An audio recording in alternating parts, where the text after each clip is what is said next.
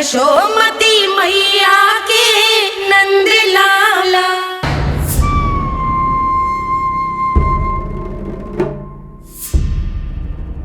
हम ऐसे भूखे प्यासे कब तक रह पाएंगे? कंठ सूख रहा है, जठराग्नि मेरे उदर को जला रही है। अन्न और जल के बिना यदि एक भी दिन और रहना पड़ गया तो मेरे तो प्राण ही निकल जाएंगे।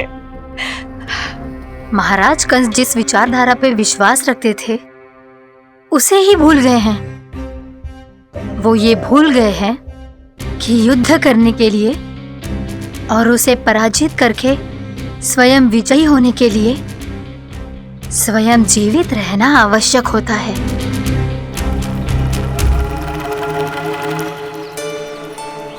प्रभु ने जो दृश्य मुझे दिखाए, किस बात का संकेत थे वो?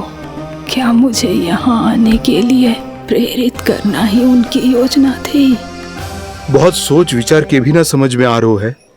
कंस ने, उस व्यापारी ने हमारे साथ जो षड्यंत्र रचो है ना, वो आते कैसे बचेंगे? पर घर में सब स्त्रियां चिंतित हैं।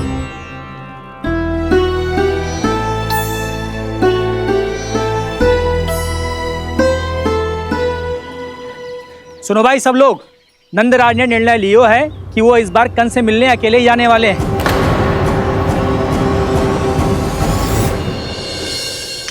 पहले ही वो गांव वालों से सारा दूध दही माखन हड़प चुके हैं। अब आप और मटकियां क्यों ले जा रहे हो उस दुष्ट के लिए? यशोदा, वो दुष्ट है, अत्याचारी, पर है तो हमारे महाराज ही ना।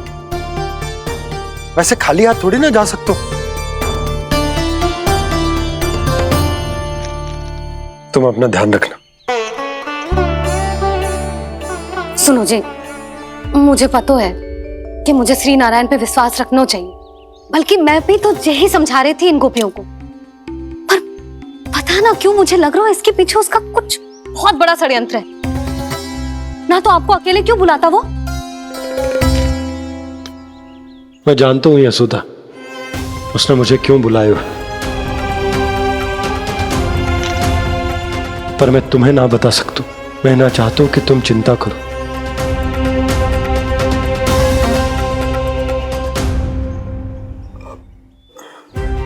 राजा होने के नाते यदि मेरे कुछ करने से मेरी प्रजा का हित होता है तो मुझे वो करना पड़ेगा यशोदा, फिर चाहे वो मुझे कितना ही अप्रिय क्यों ना लगे।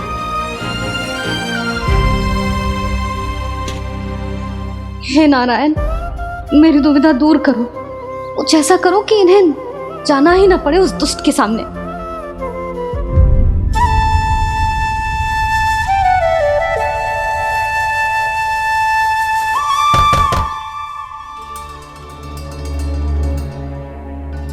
जी इतनी सुबह कौन हो सकता है? मैं देखता हूं।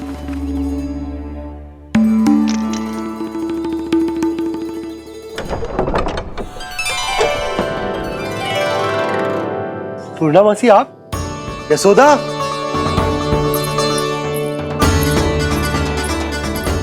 पूर्णा मौसी, इतने दिनों बाद? क्या होगा मौसी? सब कुछ कुशल तो है? मैं तो बस इतना जानती हूँ नंदराज, ये लोग आपसे मिलना चाहते थे। कौन?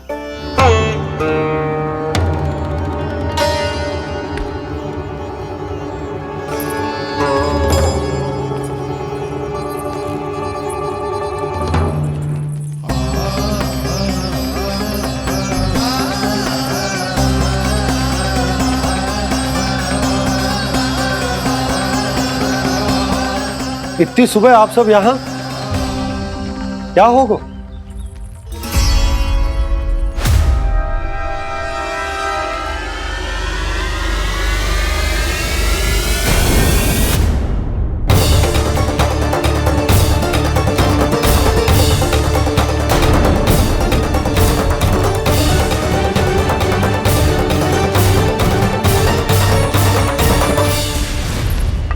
हमारे भोले भाले गोकुल वासियों को फंसाने के बाद यहाँ आने का साहस कैसे करो तूने? यशोदा, पूछो जी, पूछो इससे ये क्या करो यहाँ।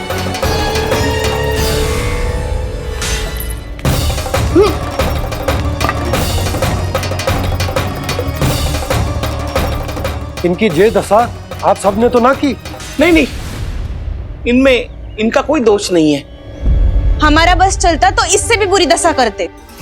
ये सब तो मेरी करनी का फल है नंदराज।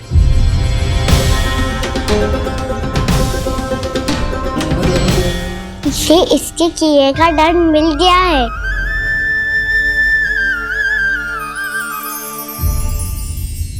मुझे क्षमा कर दीजिए नंद महाराज, बहुत बड़ी भूल हो गई मुझसे। मैंने इन सब गांव वालों को फंसाने का षड्यंत्र महाराज कंस के कहने पे किया था। वही मेरी भूल थी, मुझे क्षमा कर दीजिए महाराज। बहुत शीघ्र बुद्धि आ गई तुम्हें। मैंने आप सबको लोभ के जाल में फंसाने का प्रयास किया। सच तो ये कि मैं स्वयं लोभ में ग्रस्त था। सब कुछ अधिक से अधिक धन के लिए किया था मैंने। सब कुछ खो दिया। मेरा भोजन सड़ गया, मेरी मिठाई में कीड़े मकोड़े पड़ गए, मेरे स्वर्ण आभूषण मोती सब कंकड़ पत्थर बन गए। अवश्य इसका कोई नया छल है जे। नहीं नहीं नहीं नहीं, मेरा कोई छल नहीं है, मैं सत्य बोल रहा हूं। मैंने कही थी ना, श्री नारायण हमारी सहायता अवश्य करेंगे। दुष्ट और अत्याचारी का दूत बन के आया था ना, ये तो होना ही था। स्वयं श्री नारायण ने न्याय करो है हमारे साथ।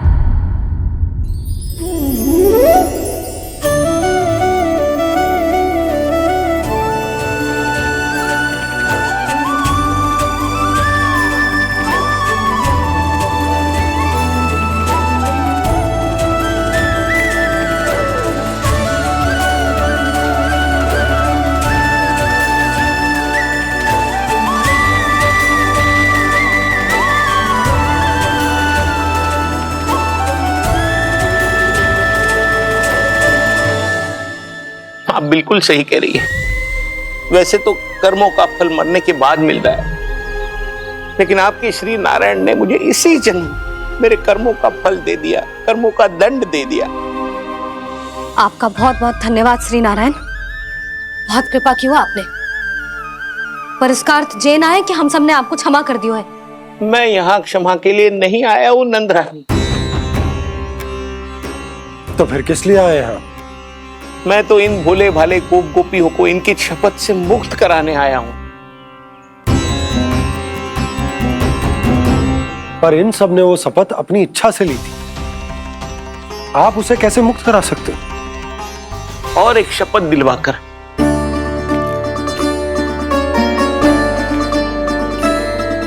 आप लोगों ने भगवान श्री नारायण को साक्षी मानकर यह शपथ ली थी कि आपका सारा दही, दूध, घी, माखन आप केवल मुझे और मुझे ही देंगे।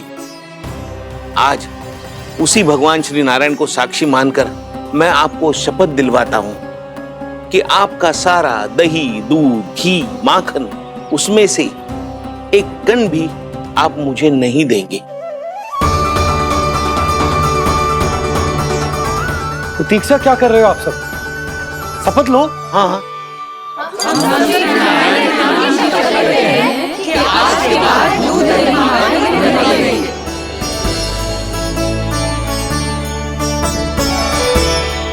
जशोदा जी आपने सही कही थी।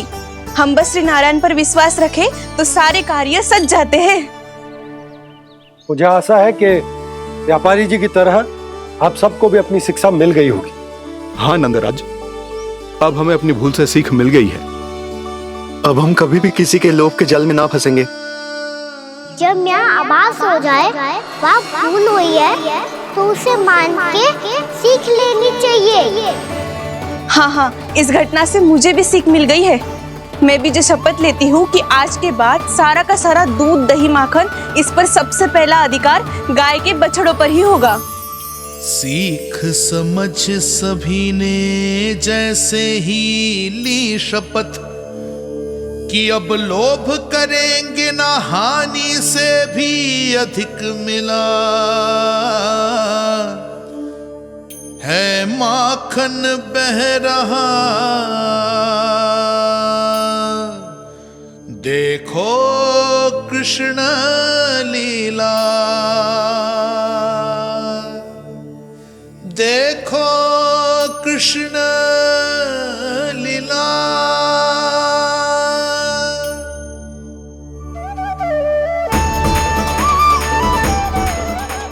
हाँ, और हम दोनों भी श्री नारायण की शपथ लेते हैं, दूध दही माखन बेचने के लिए हम बाद में बचाएंगे और पहले अपने बालकों को पेट भर के खिलाएंगे।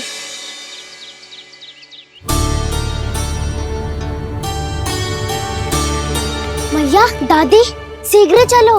जो माखन प्रसाद की मटकी आप मंदिर से चढ़ा के लाई थी, वो पूरी भर गई है और माखन निकल निकल के भरो है। इसीलिए बड़बोलो कहलाते है तू। फिर कहने लोगों कथा कहानी। मैया, अपने घर पे भी ऐसा ही हो रहा है।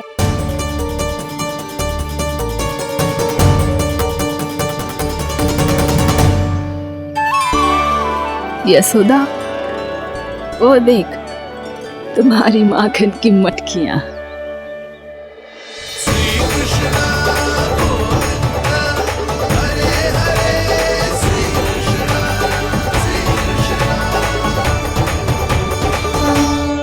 मैंने कहा था ना, आप सभी पर श्री नारायण की विशेष कृपा है। जैसे ही आप सबने अपनी भूल स्वीकार कर ली, भगवान ने आपके माखन की सारी हानि पूरी कर दी।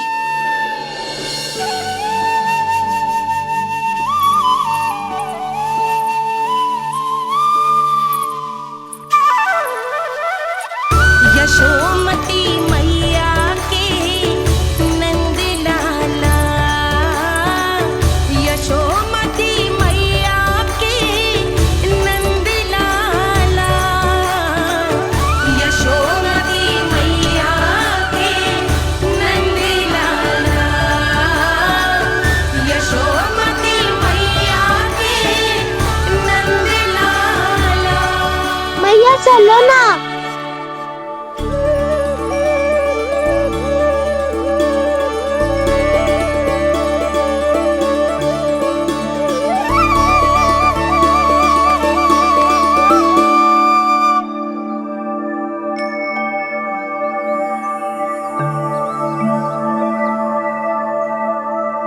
कौन से कान्हा पे विश्वास करूं मैं?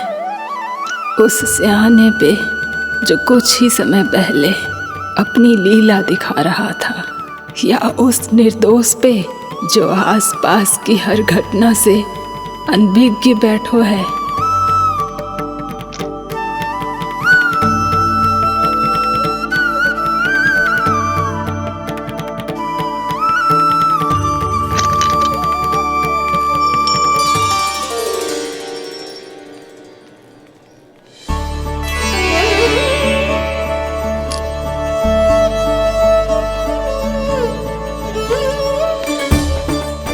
तो क्या इसका अर्थ ये है कि जब हम अच्छा कर्म करते हैं तो हमें पुण्य लाभ होता है, और जब हम बुरा कर्म करते हैं तो हमारी हानि होती है, हम पराजित हो जाते हैं?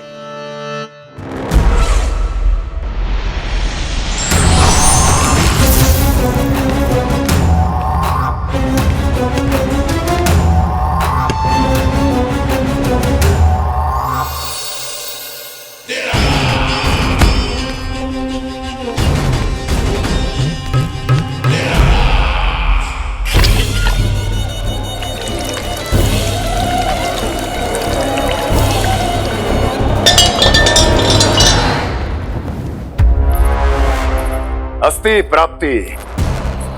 मैंने कहा था ना, ये सारी माया उस विष्णु अवतार की है। अरे वो तो इतना भी शक्तिशाली नहीं है कि अपनी ही माया का प्रयोग पर्याप्त समय तक कर पाए और मुझे पराजय स्वीकार करने पर विवश कर पाए।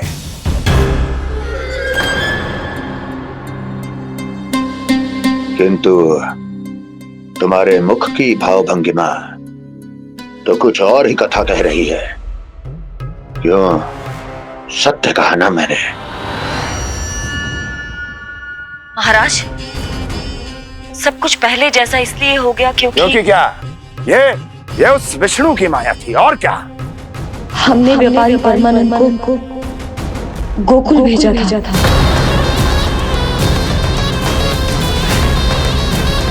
हमने व्यापारी परमानंद को गोकुल भेजा था ताकि वो गोकुल वासियों को अपने साथ व्यापार करने के वचन से मुक्त कर सके।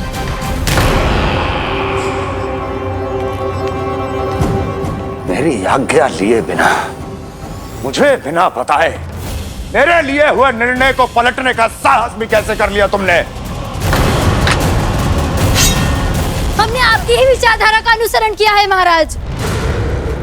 आप ही कहते हैं ना, जब जीवन पर संकट हो तो अभिमान अर्थहीन होता है, और जब प्राणों पर बनाए तो सम्मान स्वाभिमान सब निरर्थक होता है।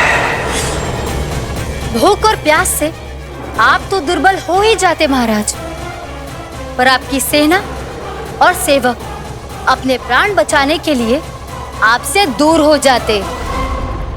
आपके और उस विष्णु अवतार के बीच 4 वर्षों से चलते आ रहे इस संघर्ष में ये एक छोटी सी झड़प है महाराज, और यदि हम ये झड़प हार जाते तो शेष युद्ध करने के योग्य भी नहीं बच पाते। जब आप पूरी तरह से अकेले, शारीरिक रूप से दुर्बल और असहाय होते, और तब वो विष्णु अवतार, वो बालक आप पे प्रहार करता, तब आप क्या करते महाराज? आत्मरक्षा आवश्यक थी महाराज, क्योंकि शत्रु पर उसके वार से भी अधिक घातक प्रहार करने की योजना तभी बनाई जा सकती है जब तन और मन दोनों पूरी तरह स्वस्थ हो।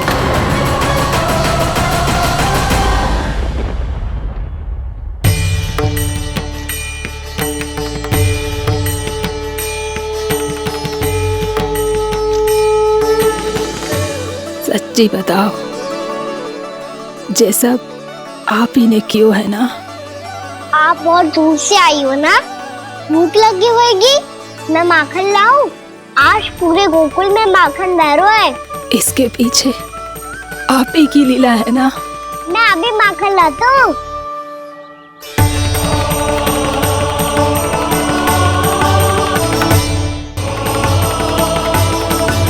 ये लीजिए। बताओ ना, पूरे गांव में प्रसन्नता की बयार बह रही है। हर ग्रामवासी के मुख पर हर्ष और उल्लास दमक रहा है। ये सब आप ही का चमत्कार है ना?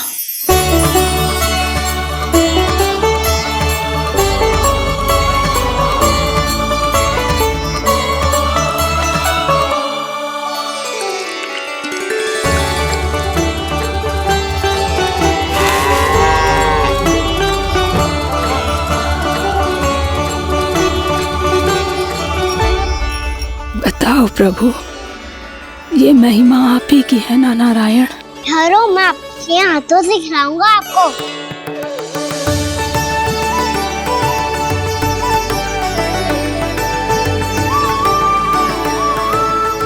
बताओ ना प्रभु, आप लालन करवाने आए हो या सबका पालन करने आए हो? बोलो ना प्रभु, बताओ ना।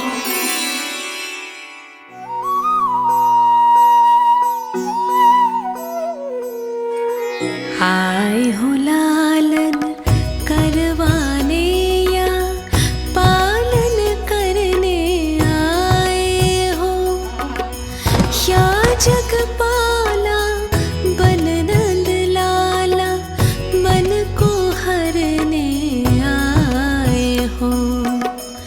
आए हो लालन करवाने या पालन करने आए हो। नैनों से देखूं तो दिखते कृष्ण है, मन से देखो तो हरि दिखे।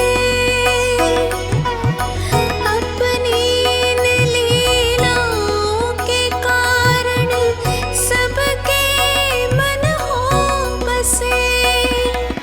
कान्हा आपको कह के पुकारो या बोलो भगवान कहो, माता की ममता दो आपको या फिर मैं प्रणाम करूं।